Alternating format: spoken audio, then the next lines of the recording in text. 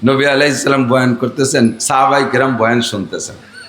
হুজুর আর সাহাবাই কিরামদের বয়ান করার শোনার ভিতরে একটা চুম্বক ছিল। কারণ নবী আলাইহিস সালাতু ওয়াস সালামের যে আকর্ষণ, এ তো আর কেউ পাবে না। ওয়ারাসাতুল আম্বিয়া, উলামাই কিরাম নবীদের ওয়ারেস, তাদের ভিতরে কের ভিতরে আল্লাহ তাআলা তার অংশ দিয়ে থাকেন। আমরা তো তার লাখ কোটি ভাগের এক ভাগও পাইনি। হুজুর যখন বয়ান করতেন তখন সাহাবাই কিরাম যে যেখানে বসা থাকতেন, একটা পাওয়ারফুল চুম্বক এই টেবিলের উপরে রাখলে টেবিলের সব জায়গাতে ছোট ছোট টুকরো লোহা যদি ছড়ায় রাখা হয়, তাহলে 1000 পাওয়ারের একটা চুম্বক মাঝে রাখলে ওই লোহাগুলো জায়গায় থাকতে পারে না, সব আস্তে আস্তে চুম্বকের দিকে আগাতেই থাকে। কাছেরগুলো চুম্বকের সাথে মিশে যায়, তারপরে এগুলো তার সাথে মিশে, এভাবে সব ঘন হয়ে যায়। এরকম না নিয়ম? তো সাহাবাই কেরাম বলেন, হুজুর যখন বয়ান করতেন তখন আমরাও ওই রকম ছিলাম। হুজুর যেন একটা 1000 লক্ষ পাওয়ারের একটা চুম্বক, আমরা যে যেখানে বসা থাকি ওই পাশা ঘষতে ঘষতে আগাইতে আগাইতে এমন মিশে যেতাম যে আমাদের দুইজনের মাঝখানে একটা আঙ্গুল ঢুকানোর ফাঁকা থাকতো না। বলি একটু সুবহানাল্লাহ। সাহাবায়ে কেরামদের আমলের পর একটু তাজ্জুব হয়ে খুশি হয়েও যদি সুবহানাল্লাহ বলি, সুবহানাল্লাহর তো বেনিফিট আছে না নাই? তাহলে সাহাবায়ে কেরামের আমল এরকম ছিল। এরপরে ঘন হয়ে বসা হয়ে গেছে, পাশ দিয়ে বেশ দাঁড়ানো। তো বেশ কিছু দাঁড়ানো দেখা হুজুরের কেমন যেন একটু বিরক্ত লাগতেছে যে কেউ বসা কেউ দাঁড়ানো। হুজুর দাঁড়ানোওয়ালাদেরকে বললেন, ইজলিসু আলা মাকানিকুম, যে যেখানে এসো বসো, যে যেখানে এসো বসো। হুজুর বললেন, ইজলিসু আলা মাকানিকুম, যে যেখানে আছেন বসেন। তো সাহাবায়ে কেরামদের তো স্বভাব ছিল সামিনা ওয়া আতানা, শুনবো আর মানবো, শুনবো আর মানবো। এখানে আমার মানার ভিতরে কোনো অসুবিধা আছে কিনা, বাধা বিপত্তি আছে কিনা, না মানার জন্য কোনো যুক্তি পেশ করা যায় কিনা, যেটা আমাদের স্বভাব। হুজুর বলেন এইটা করেন ওইটা করেন, তো করতে পারবো না বিদায় না করার জন্য অনেক যুক্তি খাড়া করি। সাহাবায়ে কেরামদের কোনো যুক্তি ভক্তি নাই। হুজুর বলছেন মানতে, শুনছি, মানতে বলছেন, সাথে সাথে মেনে ফেলেছে।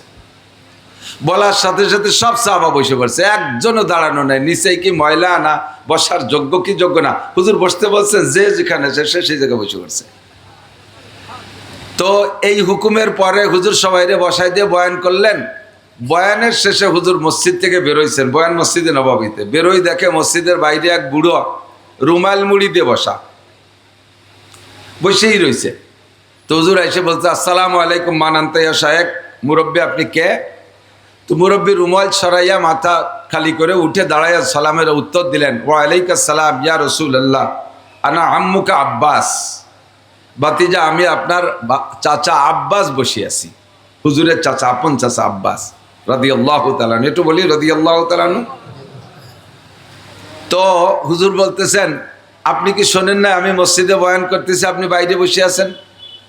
তো হযরত আব্বাস বললেন, ভাতিজা তোমার বয়ান আমি বাসার থেকে খবর পেয়েছি যে তুমি বয়ান করতেছ, এই বয়ান শোনার জন্যই ঘর থেকে আসছি। তা আসছি তো ঘরের থেকে সব দিন আমরা প্রতিজ্ঞা করে আসি যে মুহাম্মদুর রাসূলুল্লাহর জবান থেকে যা শুনবো তা মানবো, আমল করব। এই পর্যন্ত আসলে, হেঁটে আসতেছি, এ পর্যন্ত আসলে তোমার একটা বয়ান আমার কানে চলে আসছে।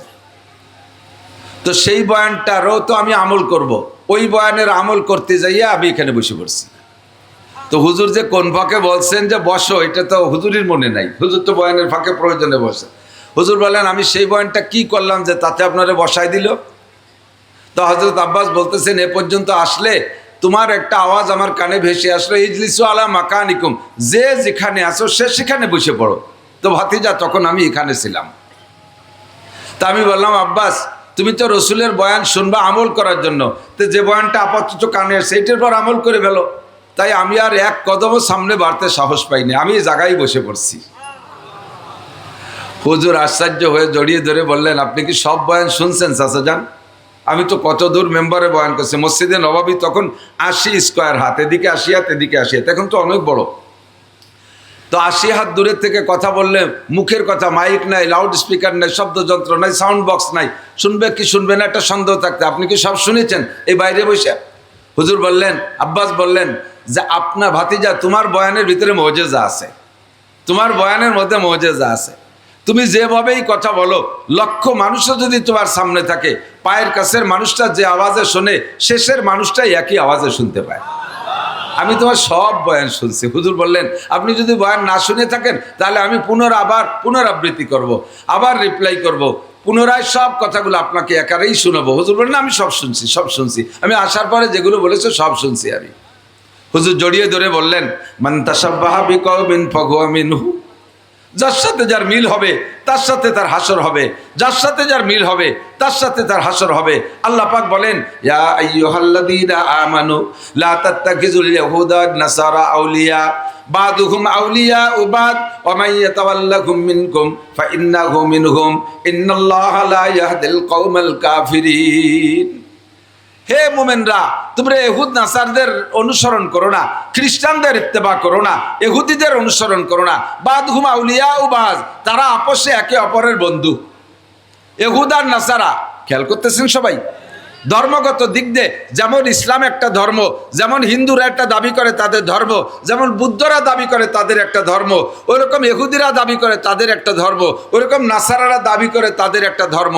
সারা দুনিয়ায় 4-5টা ধর্মর প্রচার চলতেছে, প্রত্যেকেই যার যার ধর্মাবলম্বী বাড়ানোর চেষ্টা করতেছে। তো এক ধর্ম আর এক ধর্ম থেকে ফার ডিফারেন্স। ইসলাম সবার থেকে ব্যতিক্রম। হিন্দুদের বুদ্ধদের ভিতরে কাছাকাছি কিছুটা মিল আছে, ইহুদ আর নাসারাদের ভিতরে কিছু কিছু মিলেছে, তারপরেও অনেকটা পার্থক্য। ইহুদিরা তাওরাতের অনুসারী, নাসারারা ইনজিলের অনুসারী। একে অপরের ভিতরে কতটা দূরত্ব কোরআন শরীফের আর এক আয়াতের ভিতরে বলে, ক্বালাতিল ইয়াহুদু লাইসাতিন নাসারা আলা শাই। ইহুদিরা নাসারাকে কয়, তোরা মুনিশি জাতি না, তোকে কি এটা ধর্ম হলো? বোধ নাই শোধ নাই, কি কইস? মারিয়ামের স্বামী আল্লাহ, ঈসা আল্লাহর বা ঈসা আল্লাহর ছেলে, কি কইস তোরে? তোকে কোনো ধর্মই না। এই শুনে আবার নাসারারা কি কয়, ওয়াকালাতিন নাসারা লাইসাতিল ইয়াহুদু আলা শাই, কয় তোরা মুনিশির গন্ধই না, তোকে ধর্মই না। দুই দল মিলে আবার বুদ্ধকে কয়, তোরা কি? ও করে কয়, কোন তোর ধর্ম? এই যে চায়না নেড়ারা, ও কি ধর্ম? নেড়া হয়ে থাকে পৈতি একখান গলায় দিয়ে লাল কাপড় পরি, ও কি ধর্ম? তিন দল মিলে ভারতের দাদা বাবুকে কয়, ও কি ধর্ম? 33 কোটি দেবদেবী বানায়, নিজে হাতে মাইটে মূর্তি বানাইয়া তারে সেবা দিস, শিয়াল কুত্ত বানাইয়া ঘর ভরিয়ে তুই তারে সেবা দি, ও কি ধর্ম? প্রত্যেকের ভিতরে পার্থক্য আছে। অথচ যখন মুসলমানদের সাথে যুদ্ধ লাগবে, মুসলমান যখন মধ্যে মুখাসেম হবে, বিরোধী পক্ষে দাঁড়াবে, তখন দেখবেন আল কুফরু মিল্লাতুন ওয়াহিদা, সারা দুনিয়ার সমস্ত কাফেররা মিলে এক হয়ে যায়। আল মাদ্রাসাতুল আরাবিয়া আল ইসলামিয়া একটি আন্তর্জাতিক শিক্ষা প্রতিষ্ঠান।